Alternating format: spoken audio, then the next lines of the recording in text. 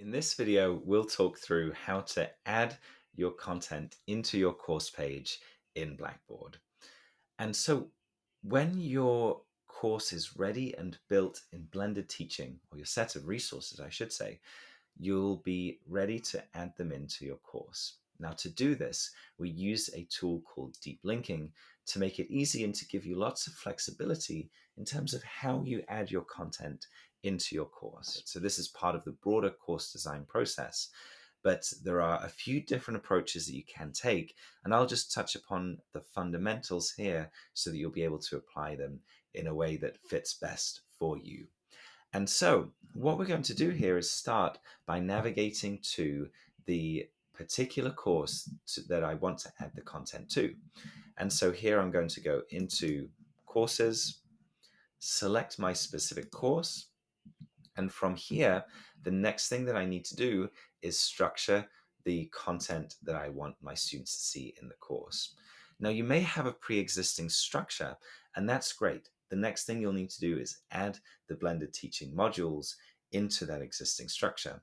But if you don't have one, you might decide to follow the same structure that you see within your class book. For example, starting with Introduction to Real Estate Principles in a principles class, that might be followed by law or followed by real estate economics or finance fundamentals. And so here, what you can do is build out that structure. So typically we see this done with content folders. It's sometimes also done with modules within Blackboard as well. But let's use the folder example here. So here I'm going to put in Introduction to Real Estate Principles,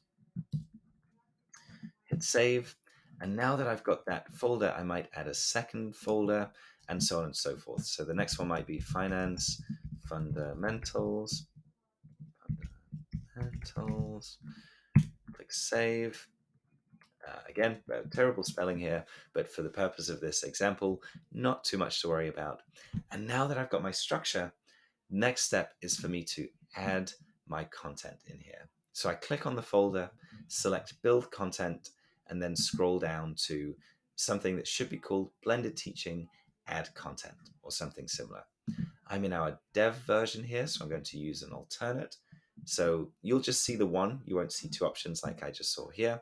But once you've selected that Blended Teaching Add Content option, you'll be taken through to a page that looks like this. Now here, you might be asked to add a code. And so typically this is going to be the case for the very first time you're adding content in, and we'll give you typically an 8-digit code that you'll just need to fill in and then click enter, and then you'll be in and you'll see your specific content in your class books. Now, there may be more than one class book if you have more than one course, or if there are multiple educators within your institution who are using blended teaching. Here, simply navigate to your class book for this course. So I'll use Elaine's example here. I'm going to select the modules, the blended teaching modules that I want to include in this particular folder. So here that's going to be how to use blended teaching, which is in the intro section.